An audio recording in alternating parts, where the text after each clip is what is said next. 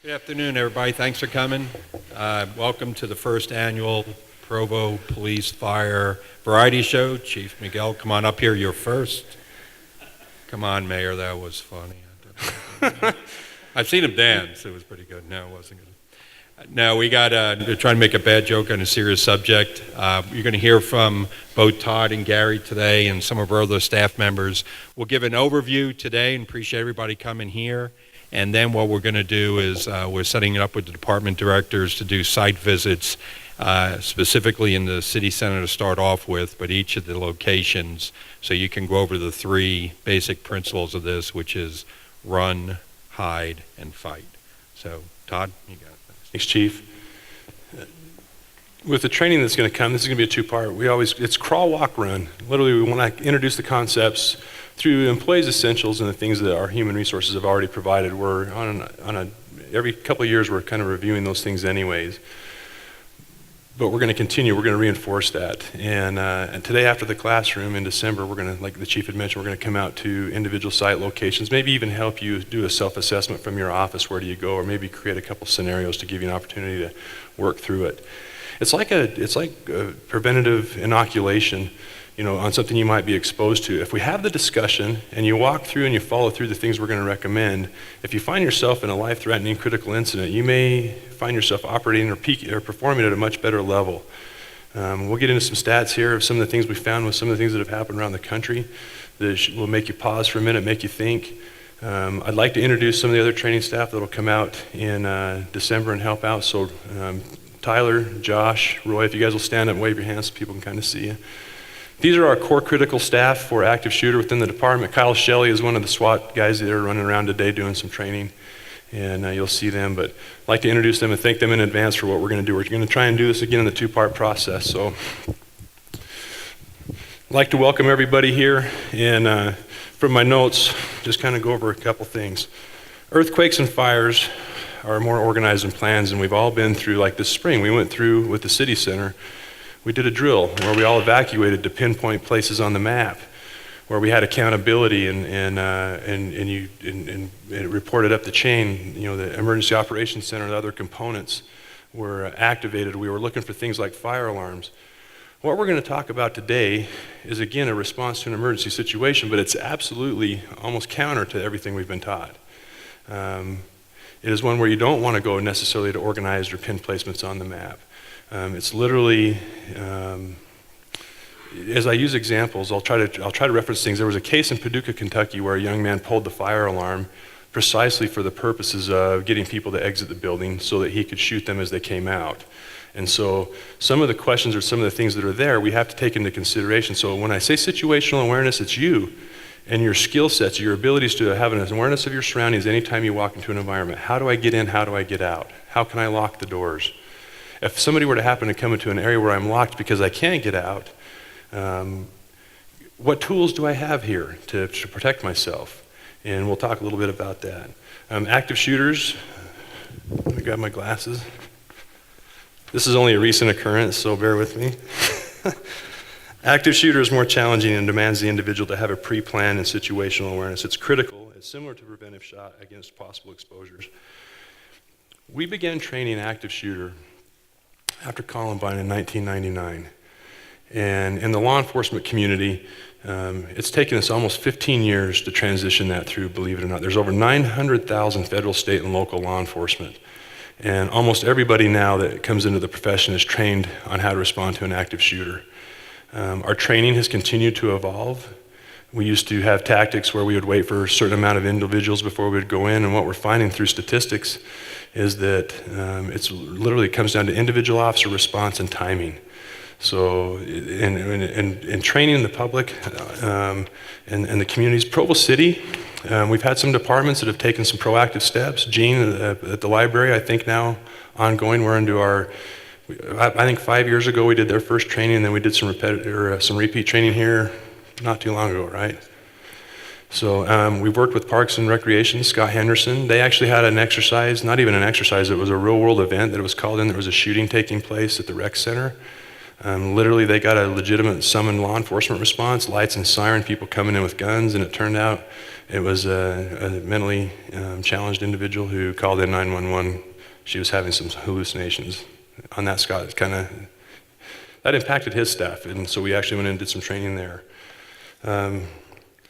We have trained now Provo School District, Alpine School District, Utah Valley Regional Medical Center, Nu Skin. We're in the process now of working with Vivint, Qualtrics, and some of our bigger companies to help them with their emergency response plans. And our goal ultimately is, I think we've done a really good job in fairness with our external customers. Well, I look here and you're my friends and people that I care about and love, and I want to make sure that we talk about that with you so that you have the ability to make those individual decisions and choices. And if we can, what I'd like to do is I'd like to start about and talk a little bit about what are we talking about? What kind of an individual are we talking about when we think of somebody who might be capable of committing one of these acts? And in one of the videos, some of the things that literally come from workplace issues.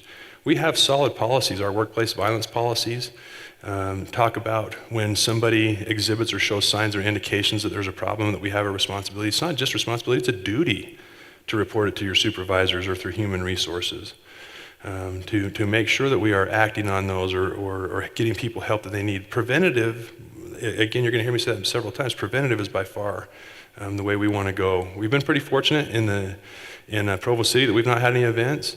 In my career here in the state of Utah, Sergei Barbarin in the Mormon Family History Library came in and killed several people before he was shot. And he happened to be shot by some non-duty law enforcement that had recently been trained in active shooter response. The KSL Library, Pleasant Grove at the Special Service District at one of their water departments actually had an employee that was fired for looking at pornography who came back in an attempt to kill some of his supervisors and killed one and then ultimately tried to take his own life and was unsuccessful. And one of the reasons that he didn't or was unable to take additional response or hurt anybody else was because of the response.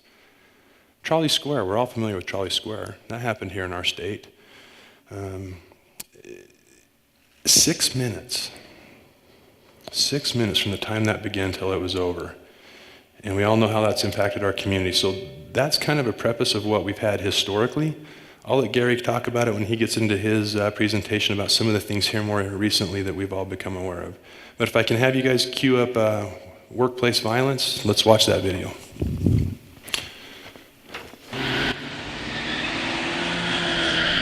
She can't take half of my money. I'm the one who worked for it. You're a lawyer. Do something about it. She's getting the house too?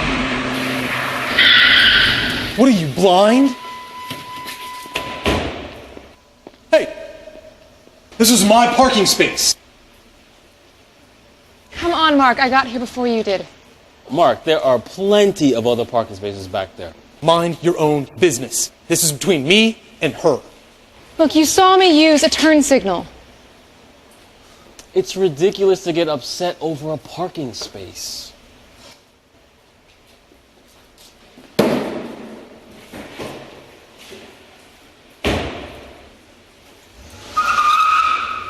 Jeez. Are you okay? Yeah.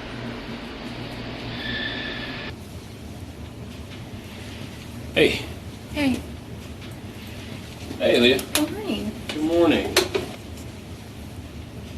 Well, good luck at that presentation Thanks. today. Have a good day. So what is eating Mark? He used to be one of the nicer guys around here. I know. He's been really difficult to work with lately. The other day in a meeting, I heard he left in a huff, and last week at lunch, okay, I saw it. He totally flipped out because the waitress got his order wrong. Well, I heard he was going through a really messy divorce. Oh, that's no reason to threaten your coworker, you know? Mm-hmm. We should go to HR. I really don't want to do that. I don't want to spend my whole morning at HR. Hi. Hello. Hey. I heard about what happened in the parking garage. Are you okay? Yeah. Yeah, it's just not a great way to start your morning. No kidding. How did you hear? Office gossip. But don't worry, I will take care of it. Okay? Thank you. No problem. Gotcha. All right. See you. See ya. Bye. Have a good day. You too. Thanks.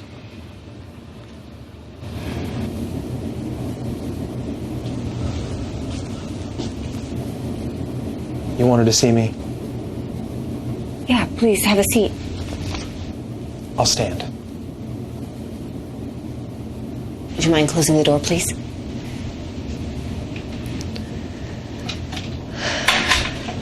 Mark, I heard about the incident today in the parking garage. I have to tell you, there have been some consistent complaints about your aggressive behavior, and that type of behavior is not acceptable here. Do you understand? I also need to speak with you about your performance lately. Your work quality's been very poor, and we've decided that we need to place you on a probationary period of 1 month. We'll be evaluating you weekly, and at the end of that period, if we don't see some significant improvement, then there will be some serious consequences. Mark, you could lose your job over this. Fine. Do you want to discuss this further? I'm happy to answer any questions you have. No. Are we done here? Yes, we're done.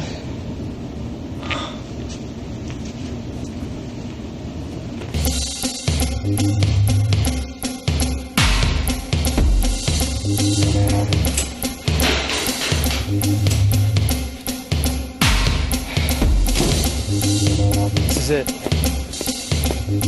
I can't take this anymore.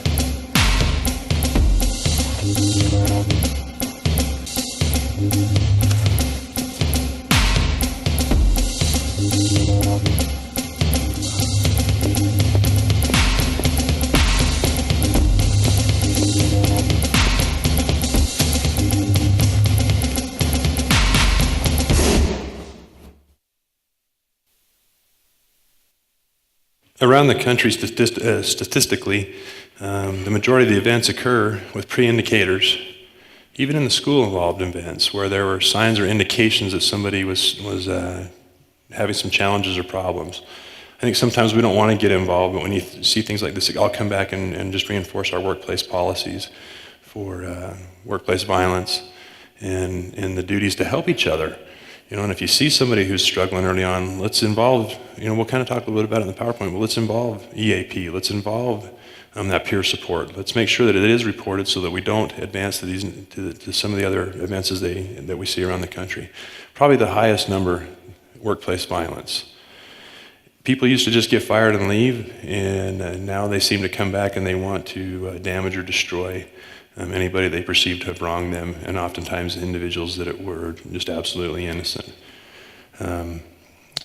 The other type of people that you tend to run into are those that have political views, agendas. They don't feel like they're being heard or listened to, and it's another one. We'll watch another little video, kind of something else to kind of put that into in your mindset, and then we'll get to that PowerPoint presentation. I'll do some introductions. So if we can watch the next one, Lone Wolf. What do we want? Save the earth. And when do we want it? Now. What do we want? What do we want? Save the earth. What do we want? Save the earth. When do we want it? Now. What do we want? And when do we want it? Now. A lot of good information on what do we want? Come on. And when do we want it? Now. Save the earth. Take the flyer. The air's getting worse every day. Just a couple miles up the road, that new plant is spewing pollution into the atmosphere, and nobody's doing anything about it. The more vocal we are, the better chance we have of getting people to take notice. No, you're wrong. These companies are not going to change. They don't care about the environment. All they care about is the bottom line. They need a serious wake-up call. If we really want to get our message out there, we got to take some serious action. No more letters. No more passing out flyers to people who just throw the stuff in the trash as soon as they walk around the corner.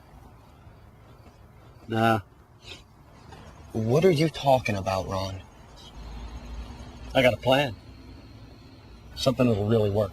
You know, if I could just take out one of those companies, it'd be all over the news. They wouldn't forget about our cause. You're scaring me. Well, you're in this just as much as I am. Look, I'm all for cleaning up and making life a little better, but what you're talking about is something drastic. Haven't you been listening to me? It's not worth handing out flyers. It's time to take some action.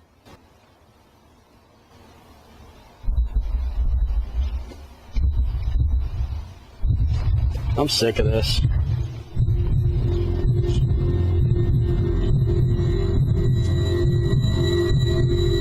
Nobody takes me seriously. I have something in mind. I'm tired of this. Something's got to be done. It could be all over the news. Somebody's got to put a stop to this. I have something in mind. Something I know will work. If I could just take out one of these companies, and I've got a plan, we have to take drastic steps. Not soon enough for me. These companies aren't going to change. Nobody will forget about our cause. 911, what is your emergency? Now he's coming down with a gun and he's shooting at us now.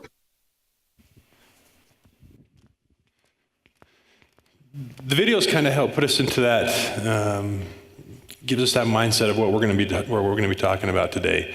Again, this is a challenging subject to have a conversation about, but if we're open, honest, transparent, and we pretty much present it to you in a way that helps you self-assess what you can do, what we as a city are prepared to do, I can tell you from a law enforcement response what we're prepared to do. We train this every year. We train it. It's part of our annual training. Our officers are prepared. Every one of them have been individually prepared. The city has given us the necessary equipment. Every officer is literally capable of responding instantaneously within minutes. Again, Charlie Square happened within 6 minutes. An example that happened in Salt Lake, we had a soldier who went on leave. I think he went AWOL, didn't he? They didn't know where he went. No ties to Utah at all. Left out of Fort Lewis, Washington, came to Salt Lake City, and was in full combat gear, full military gear. His weapons, combat loads, and he walked into one of our hotels, and literally a citizen saw him, and she said, "What are you doing?" And he stopped and he paused and he hesitated, and there was enough time that it created some confusion, and even in his mind, because I think he had some predetermined plans that he wanted to do. They were able to summon 911, and they happened to have a Salt Lake City police officer literally within a half a block. And as soon as he recognized that his plan had been discovered, that it was interrupted, it wasn't going quite how he had intended, he walked outside. That Salt Lake officer encountered him, and there was gunfire that exchanged in downtown Salt Lake. And the bad guy was ultimately killed in this incident. But what could have happened, we sometimes look at, so what have we learned? Where are we at now? And what are we going to do as we move forward? You know, there's the potential that could have had some real catastrophic injuries and some fatalities. Fortunately, we were there. We are trained, and we are ready. Hell hath no fury. We will respond and protect you to the best of our abilities. And so today what we're going to talk about, again, is what you can do, because time is critical. Sergeant Gary Powell is a 20-year veteran now at the police department. He's currently assigned to our set team, our undercover. You can tell with his nice beard that he's got going. So he's really not undercover today. Right. Gary's an outstanding instructor. He and I and several other guys in here have taught at the college for several years, and I've asked him to help, as he's done with the library. I'd like him to kind of go through the PowerPoint presentation. We got about 13 or 14 slides. We're not going to do death by PowerPoint, but in this process, please, as you think of questions or things that you might have concerns about, we're going to hold those towards the end, and then we'll ask that, we'll solicit that. We want that feedback. We want the dialogue. So I'd like to take the opportunity now and turn the time over to Sergeant Gary Powell.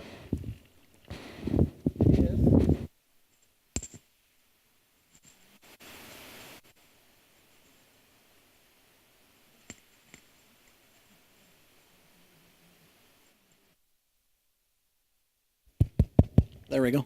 We'll wait till the end, but Roy will bring down a microphone because we want to discuss some of the stuff. Todd did a great job of talking about, it's a tough subject. Who would ever think that anything like this would happen in Provo City? Anybody? Are we immune from it happening here? We're not. And so we're going to go through the PowerPoint. Let me just go over a couple quick statistics that I was provided here just a little bit ago. From February 19th to March 11th of this year, we had 23 mass shootings in the United States. In 20 days. February 20th was the most violent. There were 5 incidents with 15 people injured and 10 dead. Over those 20 days, 128 people were shot by mass shooters, 86 injured, 42 killed in 17 states. The worst was over 24 minutes where 18 people were shot, killing 4. Why would stuff like that be happening here?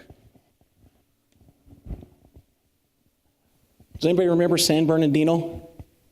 Why does San Bernardino stand out in anybody's mind? Anybody?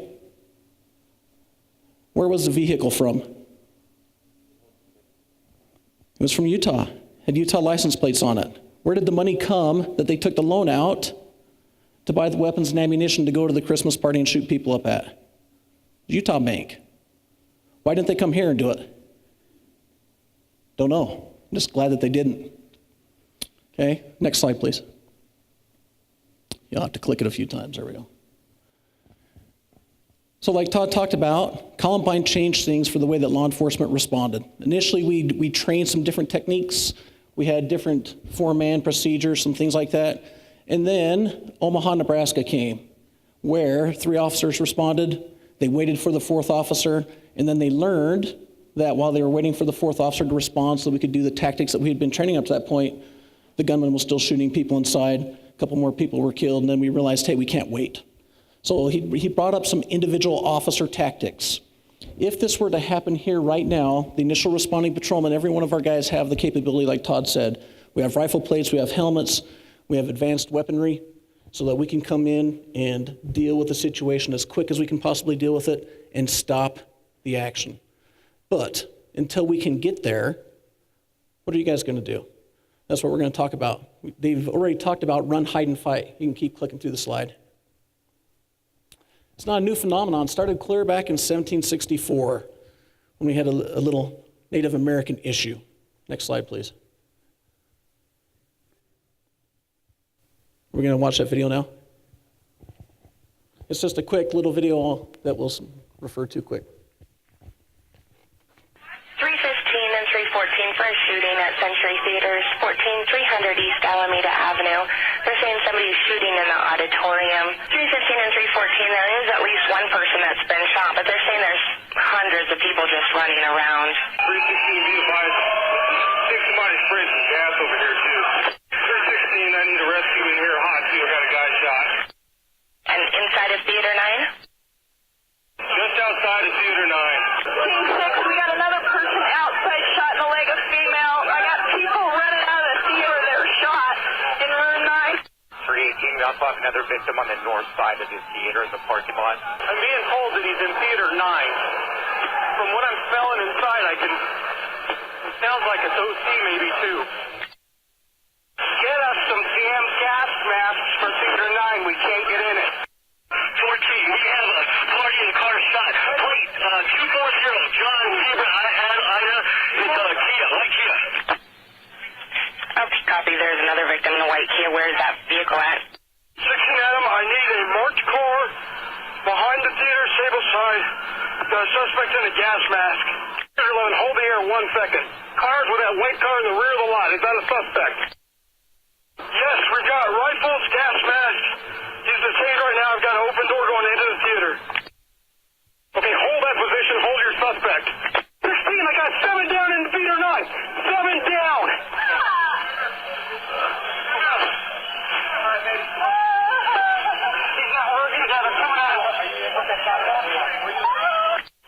Lincoln 25 to everybody on this. It's an assault rifle. We have magazines down inside, so please watch out for the assault rifle. All right, so the guy's still in Theater 9. I'm working on the backboard right now for that female. Okay, suspect is going to be a male, unknown race, black camo type outfit. Believed to be wearing a vest, gas mask, and multiple long guns.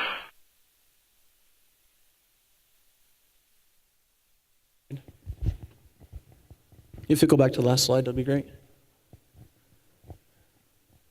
So the slide before that, it talked about the Delaware Indian incident. Why is it so profound today? What are we facing today? What has changed for the last 18 months? What did we see every day on TV? The election stuff.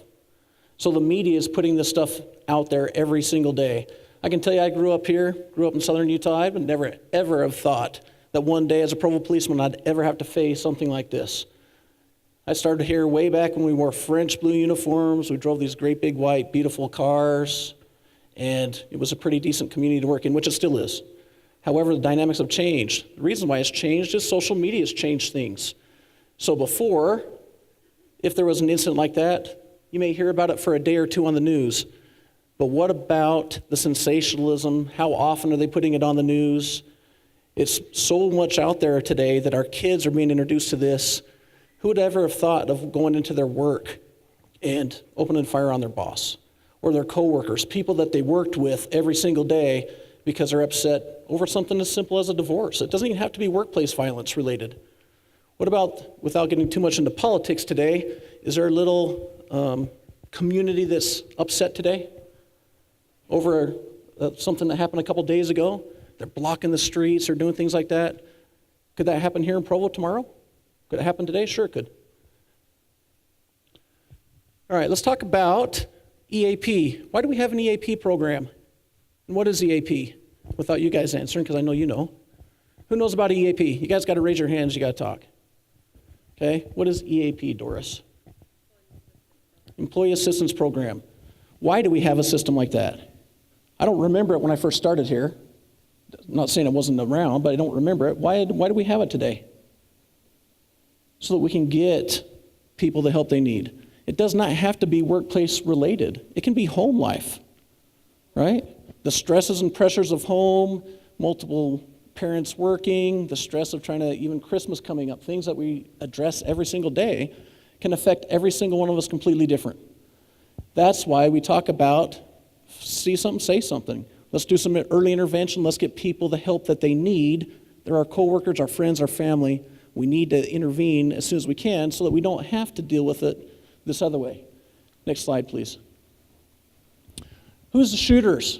Okay. On the average, they're male, 40 years or older. They lack some social skills.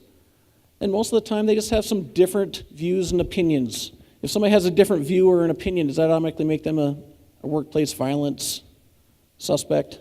Of course not. However, when they start taking some of those overt acts, so you saw a couple of the videos. Yeah, we know the videos are sensationalized. They're out there and they're picketing and doing their thing, and then the guy starts to come a little more over the top, and he actually transformed into the shooter pretty fast. Well, for most people, that takes a little bit of time. This is where we have the opportunity to do that early intervention. We have that opportunity to say, hey, something's wrong with Steve. Let's talk to Steve or Joe or Fred or Tina, right? Let's get them the help that they need. Next slide. So we know that, unfortunately, there have been a lot of school incidents. However, the school shootings are starting to slow down and random locations are starting to be picked. Movie theaters. How many people honestly have walked into a movie theater since that happened in Colorado and been concerned? Legitimately. I do. I'll be honest. Most of the time, if I go to the movie, I take my gun. A few years ago, I probably didn't. But today, it's just one of the things that pop in the back of my mind. It's one of those areas where we can't be innocent anymore. We used to be able to go to the movie so that we could get involved in the movie and have a little release from reality. Well, we can't even do that now, right? Reality still kind of comes back and lets us know that it's there. Next slide. So we talk about the shooters and how fast it occurs. Most of these shootings happen underneath 8 minutes. What do you think the average response time is for one of our patrol units that's clear across town in traffic at 5 o'clock, even with their lights and sirens on? Guys, it can be 5, 6, 8, 10 minutes to get across town. Obviously, on an incident like this, everybody's going to break away and start coming, but it could still be 5, 6, 7 minutes until we can get there. In a building like this, if somebody started shooting, or the city center building, how would we know exactly where that shooter's at? How would we know where the cops, where they're going to respond to? What if we respond to the wrong end of the building and it takes a while to get through that building? It could be a few minutes. That's why we're going to talk about run, hide, and fight. What you need to do if this occurs here. What you need to do to protect you in your workplace. So it says down there they're starting to wear body armor. Start wearing, they're looking for a high body count. Here a few years ago, the city foresaw the future, and we were one of the first agencies to get the protective gear that we need to respond to incidents like this. A lot of people say, why do they need that type of gear? That's military gear, right? The militarization of law enforcement. It's simply so that if one of our officers were to be shot coming through the door, that they can survive, because the dynamics of officers responding to an officer down will change things. That's just a reality. The armor that we have now can take multiple rifle rounds, and that officer will still be able to do his job, still be able to respond. It will stop those bullets, and they'll still be able to handle the incident. Where in the past, our regular protective body armor will not stop a rifle round. And now that would change the dynamic, because now we're doing an officer rescue. And it's very hard for people to get past that into continuing after the shooter and stopping the event. It says they almost never take hostages. Why? Why wouldn't they take a hostage? They don't have demands. It's not like the movies where they want a helicopter and a pizza. They're simply trying to be notorious. You know, Virginia Tech, he went in and shot 33 people. He locked the doors, he barricaded the doors. His intent on all the stuff that they found out later is he just wanted to be the most notorious mass shooter in the United States. Unfortunately, he is not, even though he was able to shoot 33 people inside those rooms. That's what we're talking about. We're not talking about a guy that's disgruntled because his electricity bill's higher, they shut off his power. He's not going to come in like Denzel Washington because his kid's in the hospital and take hostages till his son gets the operation. That's not what we're talking about. They're simply coming in to create as much violence and chaos as they can. Next slide. So one of the biggest issues, stay calm. How do we stay calm? That seems pretty innocuous, doesn't it? I can just say, oh, stay calm. If somebody comes in and starts shooting, stay calm. Why do we want you to stay calm? Okay? If everybody starts running around in chaos and panic, all you're doing is providing him or her targets of opportunity. So Captain Groskeauer talked about the fact that we're not going to respond to our predetermined locations. Paducah, Kentucky was not the only place where they had where they hit the fire alarm. Jonesboro, Arkansas, a 12 and 13-year-old paid their buddy $20 to pull the fire alarm. They set out with hunting rifles and shot the kids when they went outside. 12 and 13. Okay? So we're not talking about, hey, this is just a typical drill. We're all going to respond to our designated location. My supervisor's going to be there. We're going to do our count. We're going to pass it up the chain, and everything's going to be okay. Eventually it will be okay, but we still have to get to there. Okay? Why do we say run, hide, fight? What do we mean? We say run. As we have to get away. If you start hearing something that sounds like firecrackers in the city building, are you going to go down and investigate what that noise is? Most of us would, right? Hey, that's unusual.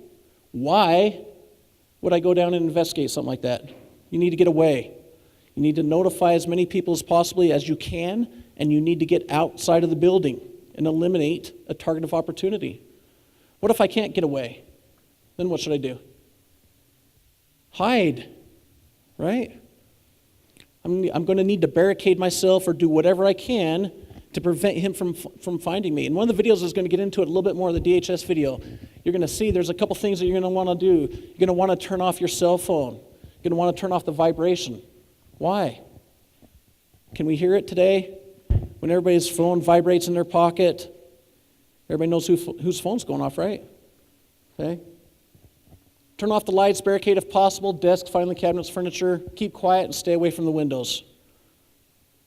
How are we going to communicate?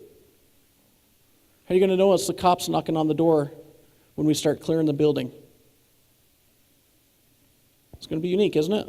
Hopefully we never have to worry about it. Next slide. Run, hide, fight. As you have to understand, most of these people are not just coming in, firing a couple rounds and running away. Colorado was unique. Why was Colorado different than most active gunman scenarios? He went outside and was standing by his car when the cops pulled up.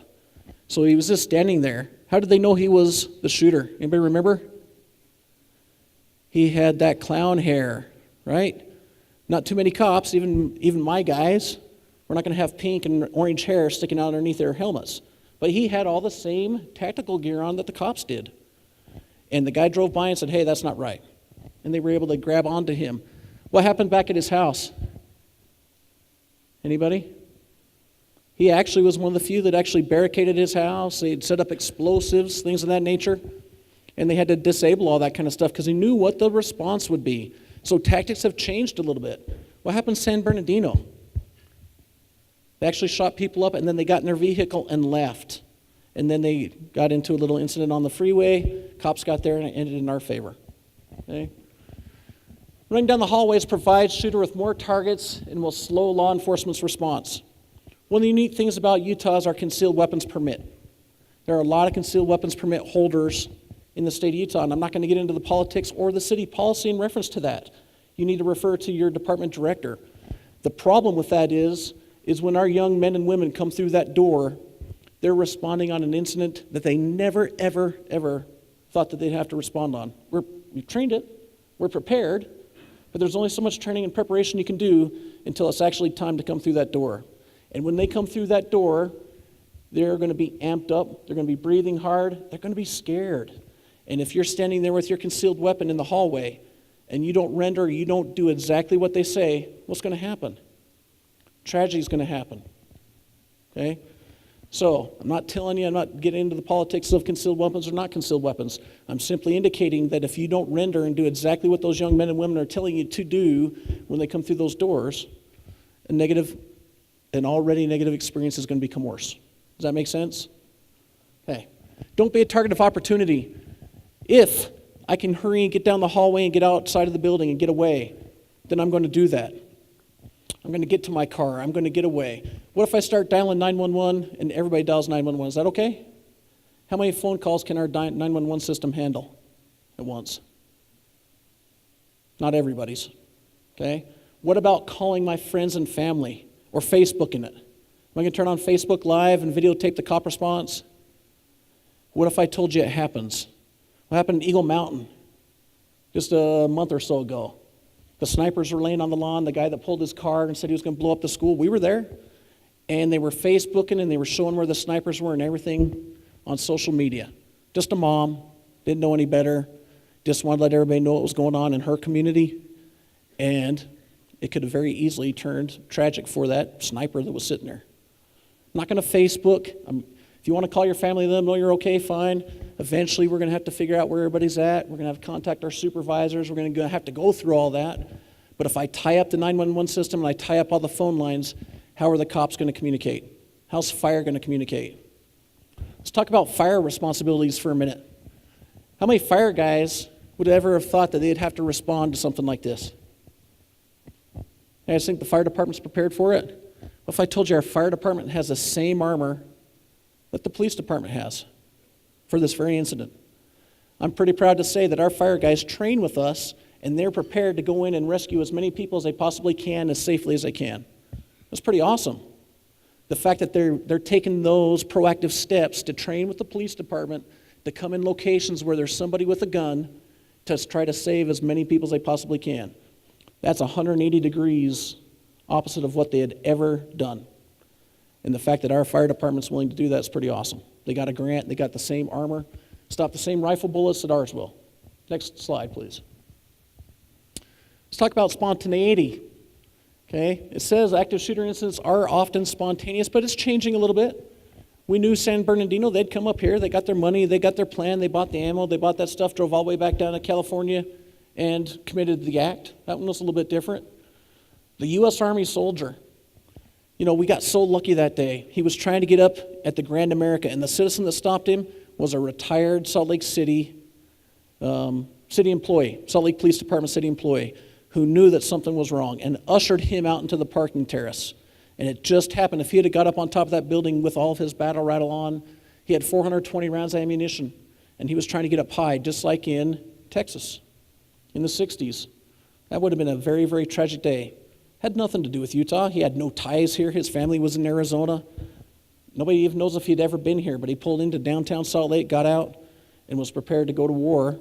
And luckily for us, an officer by the name of Officer Ups and Downs, was able to stop him with a single shot, and it worked in our behalf.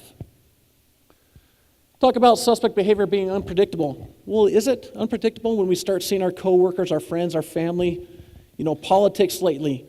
I hate talking about politics, but the fact is the United States has changed. Things are changing. Whoever would have thought that we'd have people laying in the middle of the freeway and blocking off California freeways? Can that happen here? Sure it can. It's just amazing how these things have changed since we started here. Pre-incident sign existing in workplace incidents. A lot of the times it is, if we objectively look.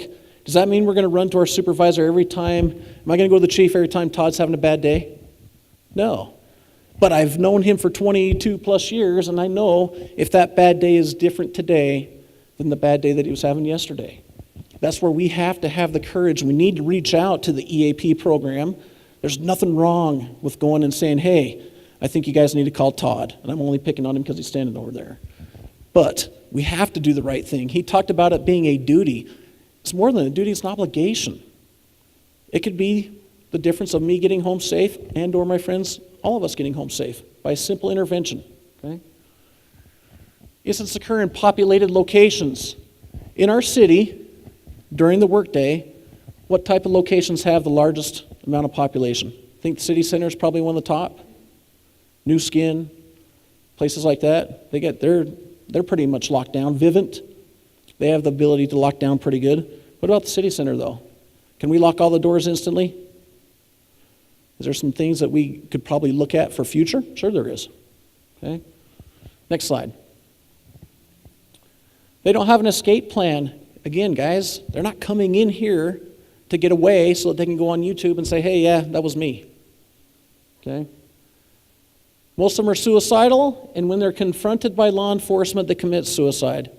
So we talk about the elementary school shooting. Why did he commit suicide so fast? I shouldn't say so fast, he had killed 20 kids. Why did he kill himself? First lone responding officer in a small town with only a few officers got there. He heard the cop car, he looked out, he saw him, and he committed suicide as he was walking up to another classroom getting ready to go in and shoot people. So it's imperative that we get as many people there as fast as we can. Next slide.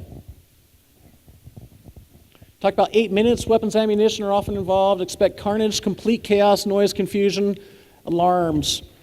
So one of the things that we learned, we were training at Provo High just a year or 2 years ago, and we were using blanks. And we fired off the shotgun a couple times, and the fire alarm went off. Guys, it's not going to be uncommon to start seeing things like that here in the city center. Whenever you have large amounts of gunfire, there's going to be some smoke. The fire alarms may go off. As you start to exit, you may see people that are hurt, injured, or killed. And you're going to have to make your way past them to escape.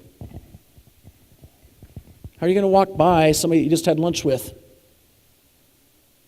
10 minutes ago and make it past them so that you can escape? It's going to be pretty difficult, isn't it? Be a life-changing event.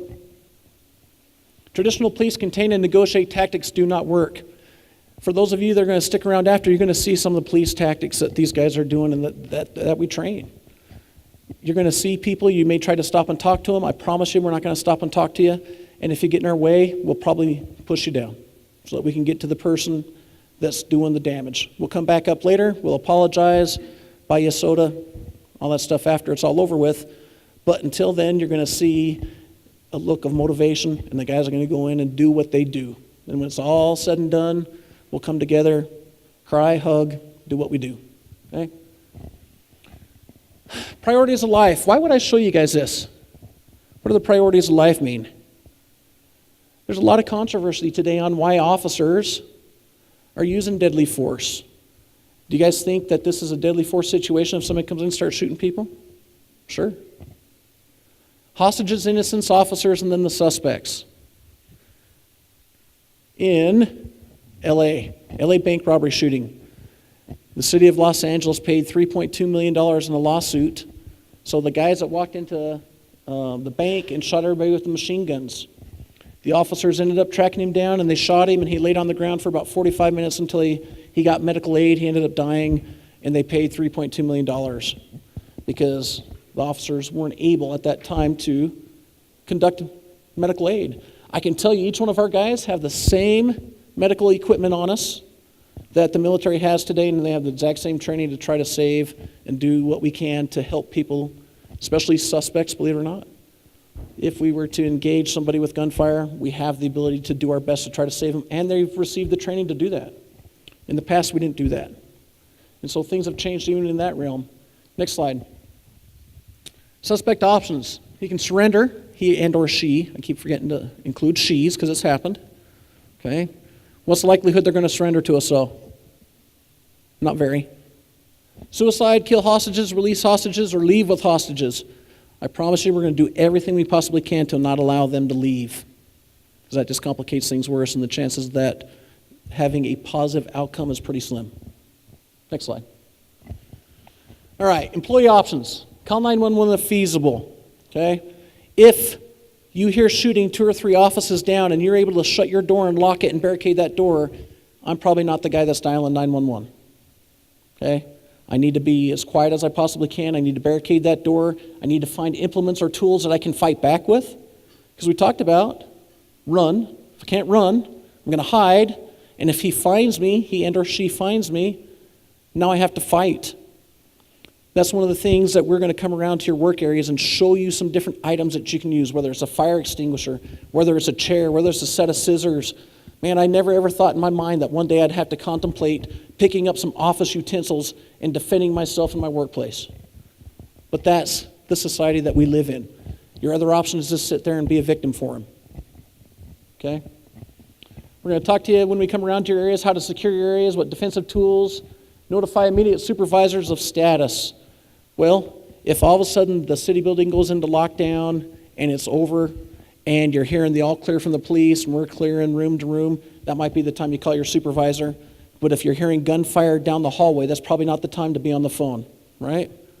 But people in their minds are going to stop, they're going to freeze, they're going to hesitate. Hey, it sounded like firecrackers.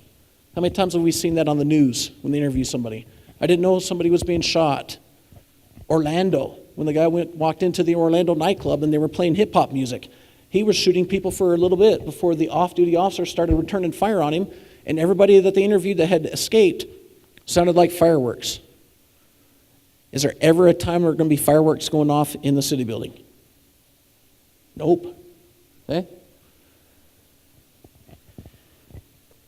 Some discussion points, especially for the supervisors, whether it's the first line supervisor or you're sitting here with just a team of mentors. List of topics you discuss and review with your employees and coworkers. Guys, we have to talk about this. Doesn't mean it's ever going to happen, and I hope it doesn't. But if we don't talk about it and we don't prepare for it mentally, we won't be ready for it if it does happen. Our young patrolmen, there is no way that we can prepare them for everything that they're going to deal with out on the street. We're always having them run mental scenarios. When they're driving down the street, they need to know, hey, if all of a sudden I'm getting shot, where am I at? This is what we're going to talk about. You have to run through those scenarios here. Individually prepare and discuss as groups what options and how you would respond. If you see something, say something. And then on December 13th, we're going to come around. Our entire team will hit some different locations. We're going to come around and look at your areas. And you know what? We'll look at some things and say, hey, this is probably a good idea, or don't do this, don't do that. Fire extinguishers are great if I can get to them. Okay? We're going to show you a video quick. It's the DHS video, right? Before you fire that one up, let me go over one of the slides at the very end. The predetermined pinpoint placements on a map that you have for like earthquakes or getting out of the building, the color zones, they have value. Part of that is accountability. I mean, we have a huge number of employees, and how do we have accountability in an event where everybody's running different directions and some hiding? We did an exercise at Utah Valley University a few years ago. President Holland, when he came over from BYU to UVU, the very first day that he was there, we were conducting training exercises with over 200 officers at the college. Several years later, the new emergency manager, Robin Ebmeyer, wanted to conduct a training right around Christmas time where they actually practiced what we're talking about, like we're going to do in December. He actually had employees that fired off emails that said, why are we doing this? This is ridiculous. You know, we're wasting time, we're wasting energy. And President Holland's simple response was, because we live in a society today that we have to be prepared, and these exercises will take place. And they did. When we did the exercise, he ended up being in a position where he had to hide under his desk along with Val Peterson. And they found themselves in a lonely spot where they didn't know what to do. They have this obligation where they feel like they have a responsibility to protect everybody, and yet they were simply locked under their desk, and they were communicating back and forth on text to each other. They said they felt absolutely vulnerable. We all have that responsibility. And yet for them, they needed to learn that, and now they've put resources into place to kind of help them in their communication efforts. Within the first hour, if feasible, contact your direct immediate supervisor, and then it should go up the chain because at some point the department directors need to be reporting back to the EOC, to Wayne, and to the mayor, and whoever might be placed in charge. It may be one of you. God forbid, what if we have an event where some of the critical people that we have that we work with are the ones that are injured or targeted? That's why we train successive leadership. That's why we prepare the persons below us to know how to do our jobs. And it has to be something that we consider and talk about. So within that first hour, immediately try to contact or text your supervisor, I'm okay, I'm locked in my office. And if you are a supervisor and you're not getting those reports, then you know that potentially your employees are affected or your area is affected, and we can resource allocate and help you in that process. That's not a perfect process. Those are the kinds of things I think we can discuss a little bit more on December 13th. Let's go ahead and watch that video. What do you do in an event like this? What are your options? We talk about run, hide, fight. We're going to watch that video at the very end just because we want to reinforce, especially with Employee Essentials, the value of run, hide, fight. This one's called options for consideration. It's basically run, hide, fight with some different terminology. But we want you to actually view this is the newest one that's come out, and it's about 3.5, 4 minutes long. Let's take an opportunity to watch that. Options for consideration. We have an active shooter. Stand by for further information. Tragedies such as the 2007 mass shooting on the campus of Virginia Tech, the 2009 shooting at the Fort Hood, Texas military post, and the 2011 attempted assassination of Representative Gabrielle Giffords at a public appearance in Arizona are all examples of active shooter situations. An active shooter is an individual actively engaged in killing or attempting to kill people inside an occupied structure or outside in a populated area. In most cases, there is no pattern or method to their selection of victims. Active shooter situations are unpredictable and evolve quickly. It is important to be prepared for such an event. Make it a practice to identify potential escape routes and have a plan in mind, even if you are just visiting a facility. In the event of a shooting at your location, you must quickly determine the most reasonable way to protect your own life. You will need to determine if the best course of action is to evacuate or to hide. Call 911 when it is safe to do so. If there is an accessible escape route, attempt to evacuate. Be sure to leave your belongings behind. Help others escape if possible, but do not attempt to move wounded people. Evacuate regardless of whether others agree to follow. Warn individuals not to enter an area where the active shooter may be, and follow the instructions of any police officers. If evacuation is not the best option, find a place to hide where the shooter is less likely to find you. And be sure your hiding place does not trap or restrict you or your options for movement. Consider the difference between cover and concealment. Cover will protect you from gunfire, and concealment will hide you from the view of the shooter. Quickly choose the best option. If you are caught out in the open and cannot conceal yourself or take cover, you might consider trying to overpower the shooter with whatever means are available. To protect your hiding place, lock the door if you can. Block the door with heavy furniture and close, cover, and move away from windows. Hide behind large items such as cabinets or desks. Remain quiet. Silence your cell phone and/or pager. Even the vibration setting can give away a hiding position. When you call 911, remember to tell the operator the location of the active shooter. If there are multiple shooters, physical description of and number of weapons held by the shooter, as well as the number of potential victims at the location. When law enforcement arrives on the scene, their primary goal is to eliminate the threat and stop the shooter as soon as possible. First responders will not be able to stop to help injured persons until the environment is safe. Knowing what to expect will help keep you calm and allow law enforcement to quickly neutralize the threat. Officers may arrive in teams with tactical equipment such as vests, helmets, and rifles. They will need to take command of the situation. Expect to experience officers shouting orders and even pushing people to the ground for their safety. It is possible that officers from multiple jurisdictions will arrive on the scene. When law enforcement officials arrive, it is important that you keep your hands visible at all times. Avoid making any sudden movements. Avoid pointing, screaming, and/or yelling. Put down any items. Immediately raise your hands and spread your fingers. Remain calm and follow instructions. Do not stop to ask officers for help when evacuating. Just proceed in the direction from which officers are entering the location. For more awareness resources, please visit dhs.gov/critical infrastructure.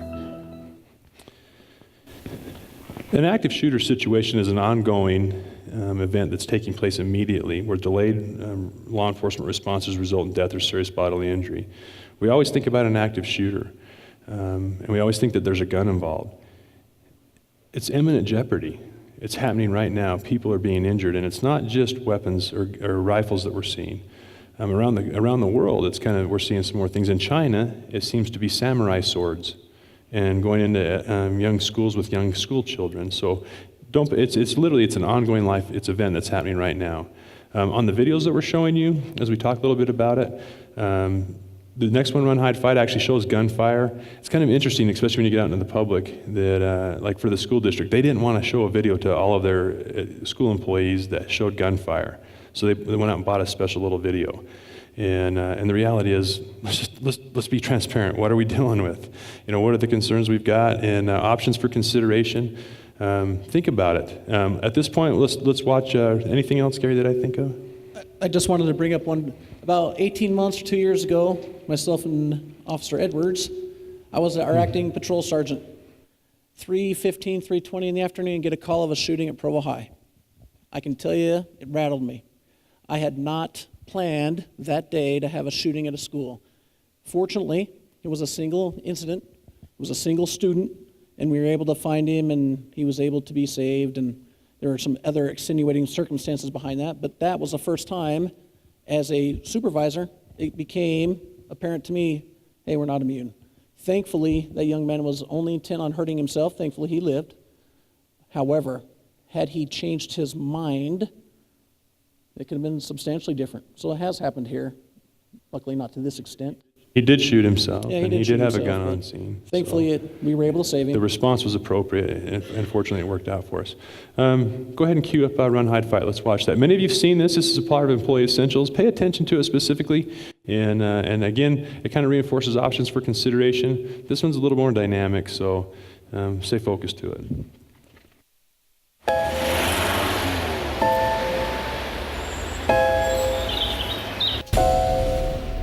It may feel like just another day at the office, but occasionally, life feels more like an action movie than reality. The authorities are working hard to protect you and to protect our public spaces.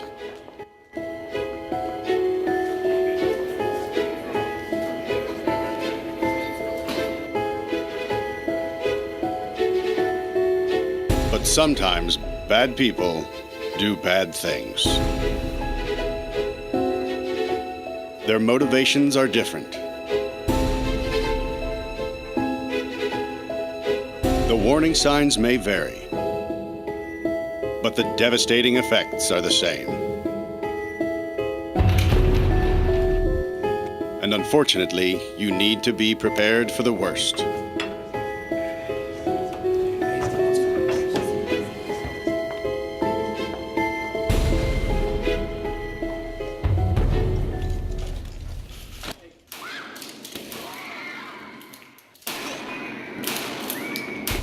If you were ever to find yourself in the middle of an active shooter event, your survival may depend on whether or not you have a plan.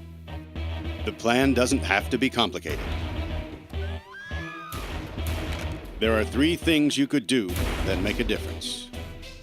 Run, hide, fight. First and foremost, if you can get out, do. Always try and escape or evacuate, even when others insist on staying. Encourage others to leave with you, but don't let them slow you down with indecision. Remember what's important, you, not your stuff. Leave your belongings behind and try to find a way to get out safely.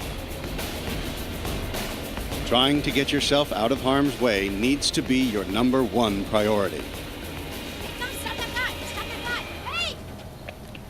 Once you are out of the line of fire, try to prevent others from walking into the danger zone and call 911.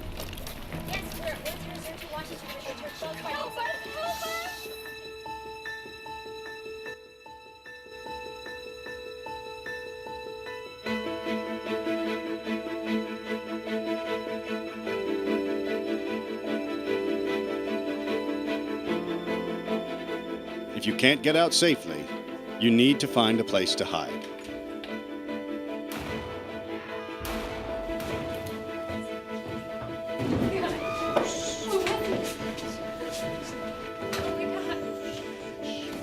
Act quickly and quietly.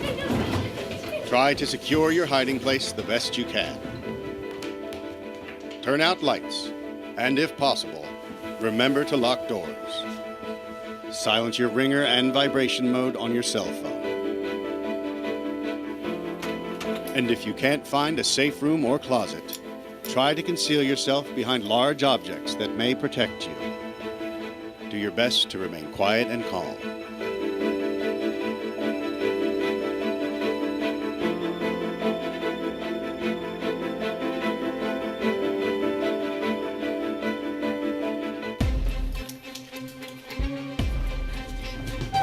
As a last resort, if your life is at risk, whether you are alone or working together as a group, fight. Act with aggression. Improvise weapons. Disarm him. And commit to taking the shooter down, no matter what.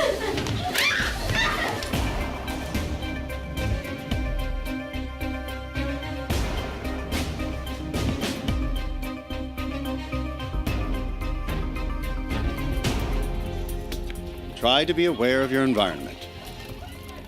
Always have an exit plan. Know that in an incident like this, victims are generally chosen randomly. The event is unpredictable and may evolve quickly. The first responders on the scene are not there to evacuate or tend to the injured.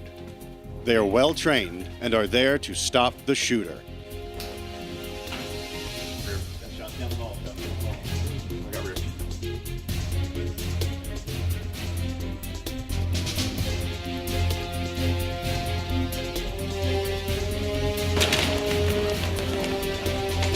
Your actions can make a difference for your safety and survival. Be aware and be prepared.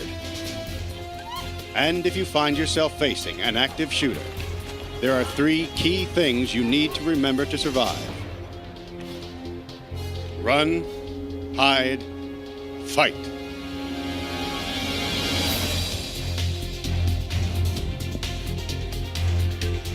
Some of the real-world events that we've learned from in the Navy shipyard shooting here a couple of years ago. We have video of a suspect who's come into the building. Something as simple as locking the door, he moved on.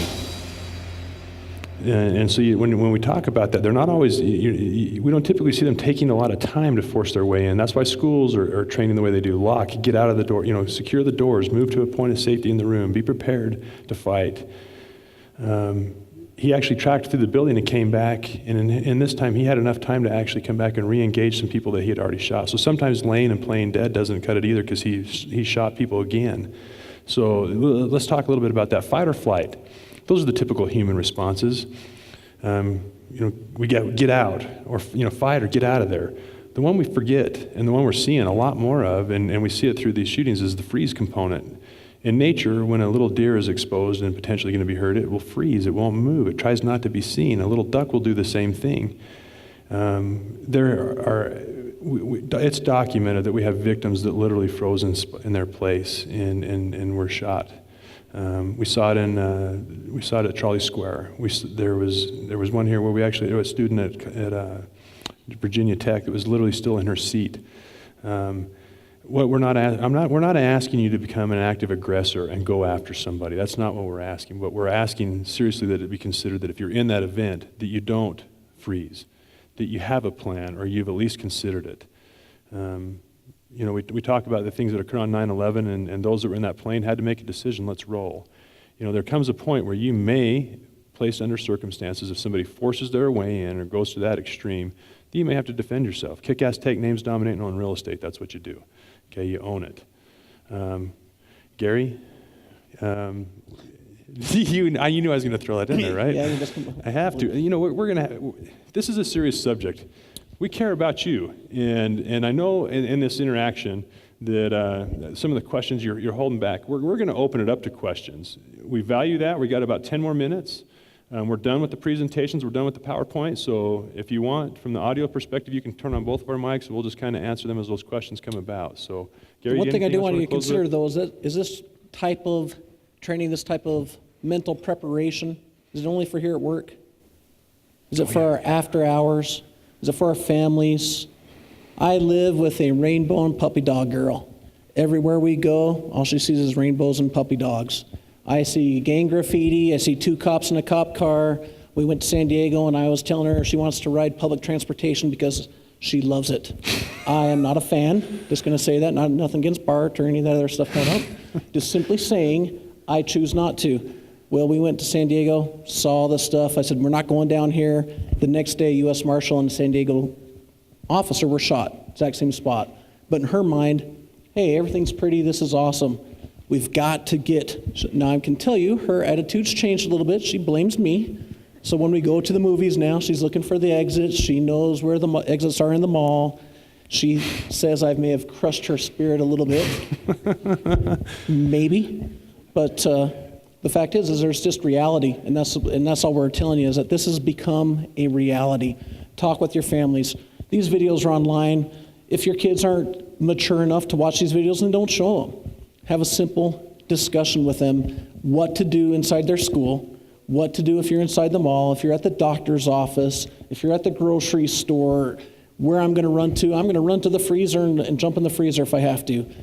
Whatever you have to do, you've got to plan this a little bit, because if not, what Todd talked about is freeze. We live in a community where 99.9% of the people are gracious, God-loving, great people. But there's that 1% component out there that may choose to do harm against us, and if we're not prepared mentally and physically, we will become a victim, and that's what we don't want. Yeah, you talk about families.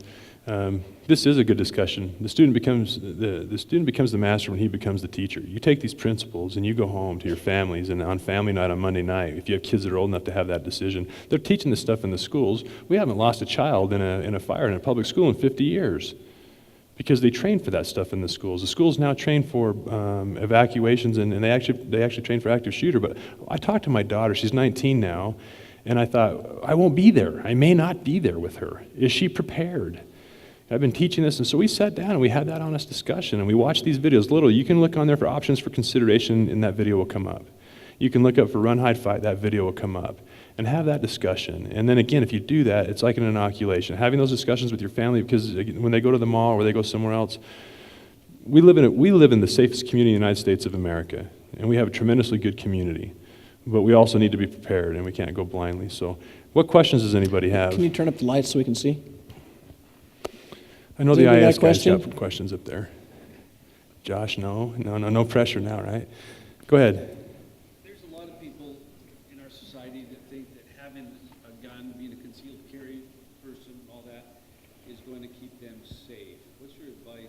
The question is that there are people that believe that just having a concealed weapon is going to keep them safe. I believe it affords you options and tools. The concerns that we have from a law enforcement response, Gary's kind of indicated that already. That is that when we're responding to an active shooter, it's an ongoing life-threatening situation. It's tenths and hundreds of seconds. If I come into a room and I see somebody holding a gun and I see victims, and that person doesn't comply or doesn't immediately respond, they're probably going to get shot. So, it's one of those things. If you're by yourself and there's no law enforcement response, yes, there's going to be some advantage to that. So again, those options have to be considered. But here's what happens: a lot of people buy the gun and they get the concealed course, and they've never trained with it. They've never actually worked in their mind the real scenarios that they may encounter in the real world. They can become absolutely their worst own enemy in that case too. If I was locked in one of those closets and the guy was coming through the closet, then yes. Go. Any other time? I don't know. Concealed weapons, that's one of the director's issues. I think we are the state with the highest amount of concealed permit holders too, right? We are. And that actually scares me, to be honest with you, as a policeman, because there's going to be somebody out there that wants to put down the shooter. He's going to be the hero at the mall, and unfortunately, tragedy is going to happen, because when all of a sudden we come in, that freeze moment, when all of a sudden they're looking at 4 or 5 guys with rifles pointed at them and saying, drop the gun, and they turn and they have no idea what's going on. I don't know if I have any of my Virtual Simulator instructors in here, but the city, and through the grant, we have an incredible training simulator now. And here, just a week ago, all of our officers went through a training where they actually responded to an active shooter. And in that scenario, they're looking down the hall because there's gunshots, and a guy jumps out from behind him and says, "Hey, I'm here to help." And it's an officer, but he's pointing his gun, "I'm here to help." Most of our officers actually turn and shoot him before they ever see that he has a badge on. And so those are the real world components that kind of come into it, Cliff. That's kind of that. So some Anything more. else? Right back there. What lessons did we learn from that? What can we gain from that moving forward?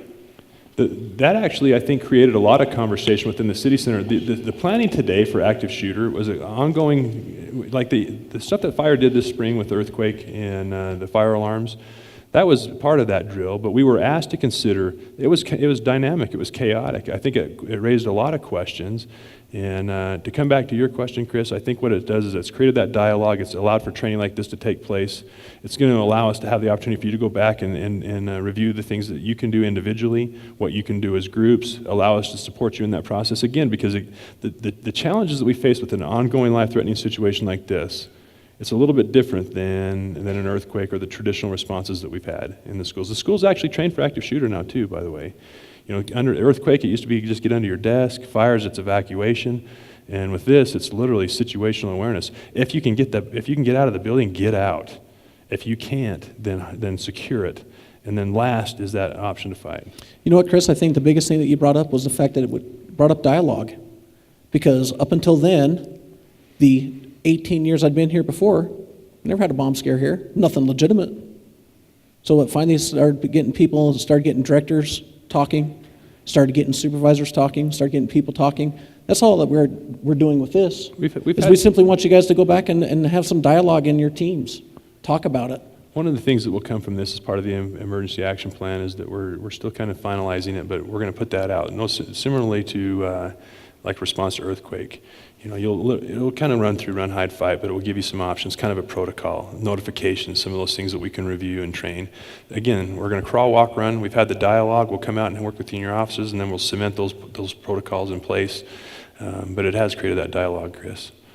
I want to reinforce, too, workplace violence and employees' essentials. Our city and our human resources component, we've done a tremendously good job.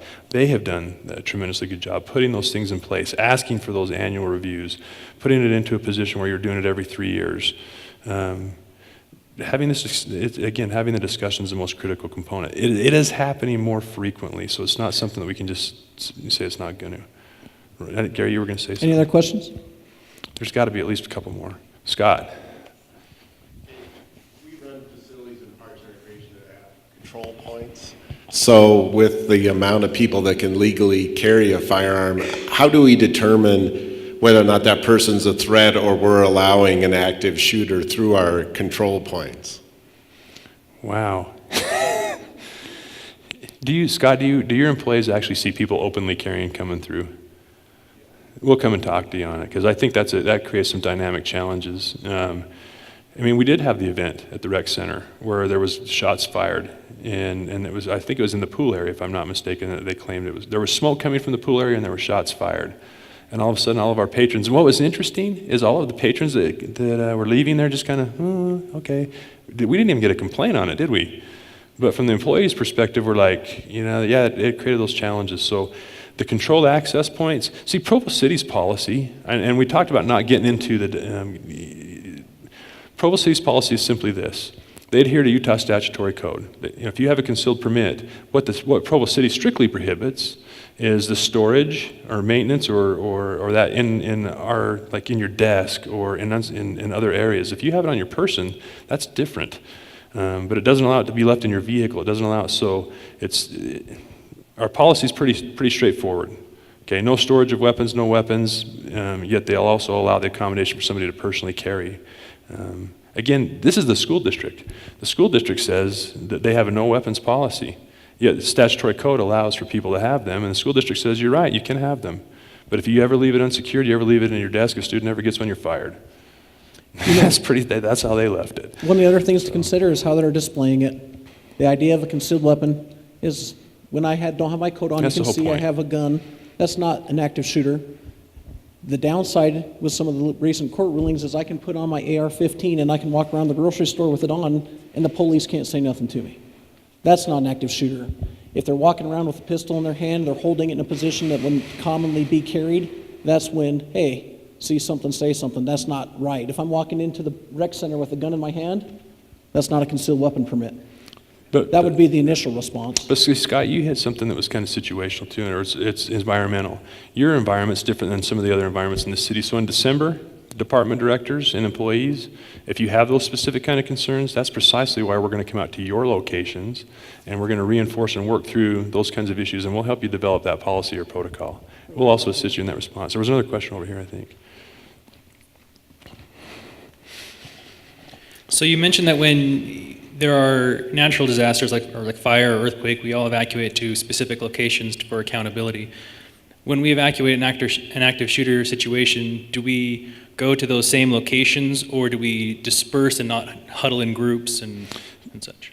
Our concern is, and we're seeing now that that's what they want, is they want to put you into a strategic location. Exit, get out. Even if you go mobile, okay, get away from the environment. I can't tell you where to go. Those are the things I think we're going to have to kind of discuss here in the next month or so. You might have to personally figure out, how do I get out of my building and where am I going to go? Where is my car parked? Are you going to have an advantage to get to your car or not? And then in return, the reporting, because it's not a collection point. I know that still kind of leaves it open and ambiguous, but it's literally, that's a challenge. That's one of those logistical challenges. When we see them at the schools, people don't listen. They run in all different directions. They talked about strategically creating areas like the football stadium to bring people. Like at the high school or middle school, you're going to lose 50% of your student body in every different direction. Does that make sense to you? It's one of those things where, and then some that are going to get locked in place. Those are the challenges. Again, some additional challenges. It's not a simple science. So. No. If you can't get out, yes, secure your location and cluster and be prepared to fight. The whole goal is to get out, and it's, if you're already out, just get away. Yeah, just get as far away as you can, as safely as you feel like you can.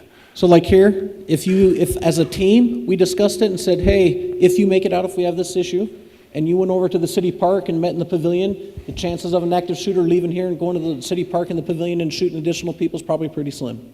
And that would give me a point where even if I had to go out of the front of the building and I went the long way around, eventually I would get somewhere.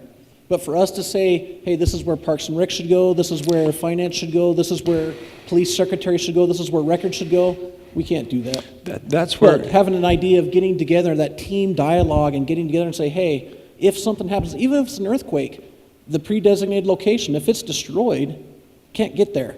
So if we start to go somewhere and I can't get there, we're going to meet across here, we'll get together, we'll talk to each other. If supervisors are great, if not, we'll start the text chain. See, that's the challenge, because we all want to have a protocol. Where do we go? What are we going to do? Situational awareness flat out is your individual ability to assess your environment and mitigate any of those concerns. Where am I going? How the hell am I getting out of here? What do I got to do? My daughter, she left on her mission. She says, Dad, do you have any last minute advice? And I said, absolutely, be aware of your surroundings, the people that are around you. You gauge the environment, the conduct. And I said, you pay attention to that environment. It's called situational awareness. She says, well, Dad, we do that all the time. And I said, but that's, not everybody does. Those are the things that you've got to look at. So I think, where are we at in time? I think we're about it. Close, yeah. I think that we're about it. We appreciate the opportunity to present. To take a component, or to take a situation like, or a subject like this that's so challenging, and to put it back on and make you do some personal thinking. Where are your escape routes? What am I going to do to get out? We're placing that back to you. When you come into the office every day, how do you get out? Are there alternate points of exit? We're not fitting out those little windows. Yeah, right? well, yeah, those, no. But I'll get out that window if I got to. We'll help you in that process, but we do care about you. And I promise you that we'll be responding. So will every other law enforcement agency in the surrounding area. When Pleasant Grove had a report of a potential shooter, they had 230 police officers show up in their environment in less than 15 minutes. They will come in everything that you can imagine, fully armored, just like this. We don't have time to go to our cars and get our equipment. Looking pretty? Yes. Ninja skill sets too, right? We appreciate you taking the time. On December 13th, we're still working through the department directors. I think I've got Public Works. I think I've got 311. Some of those we've already kind of worked out some of those timeframes, or we're in the process of that. The details will be forthcoming. Go back and discuss this. Continue to follow your employees' essentials. Pre-indicators, where have we been? What are we seeing? What are we going to do? And then as we go forward, it will change. Pay attention to your world and your environment. If you have any concerns, please make sure that you bring in those people around that are your support structure, your peer support structure. My boss. I go to my boss, I know things are going to get done. If I go to the mayor, I know things are going to get done. If I go to Wayne, I go to the council. We have an incredible city, and yet there will be that moment where you might be by yourself and something bad is happening. It's you. You have to make the decisions. You have to have had the prior discussions. You have to have in your mind plans, because that may be the difference in life or death. Everybody tracking? Outstanding. So If anybody thank you. has additional questions, you can email me or Todd. We're Yeah. obviously in the email system. You can leave a voicemail. If you call my desk, it'll be a while till I get back to you, but that's just the way it is. We also have Lieutenant Brennan Post here. He's going to come up and talk to you just for a minute. Brandon's got about. I'm going to step out back, and if anybody has additional questions, you didn't feel comfortable bringing it up in front of everybody, because we already know you do. We'll be outside, so if you want to step out after we let Brandon talk. Boy, do we have a unique opportunity for everybody here. I'm sure you've all noticed, we have the SWAT team training. We got the Covey Center for today. I understand you guys are probably very busy and have duties to get back to. But if you have the time and are willing to stay, what we're going to do is we're going to do a training, a scenario entry with a SWAT team. You've seen around the world, there's been a few different instances where terrorists have taken over an auditorium with a bunch of people in it. Well, that's exactly what we're training today. So if you have the time to hang out for about 20 minutes, we'd like to give you the opportunity to act as a role player, where you basically would just be sitting in here so our SWAT team could get the experience of coming in and making entry into an auditorium that actually has people in it and how to deal with that. So a couple caveats if you do choose to stay. If anybody in here is a concealed carry holder, we just got to make sure it absolutely stays in the holster. You're going to be actors. You're going to do whatever the bad guy says up to a point. He sometimes gets overzealous in his role as a bad guy. So what's that? No. Although you'd have a perfect position for that. Corey's obligated to stay. You can't leave. You're staying. But we're gonna use. What's that? I think everybody wants to shoot you. We're gonna be using a flashbang, but it's like the junior version of what we actually use. So, yeah, we don't want to cause any damage in here. So there's going to be some blanks. There's going to be a flashbang go off. There's going to be some guys with a lot of gear running in and shouting instructions. Do whatever they tell you to do. Okay? We're going to start here probably. We're going to go out and tell them we're ready. If you need to leave, we'll give everybody about 5-10 minutes to leave. If you need to leave, those who want to stick around, stick around. It's probably a unique opportunity to see a SWAT team make entry. But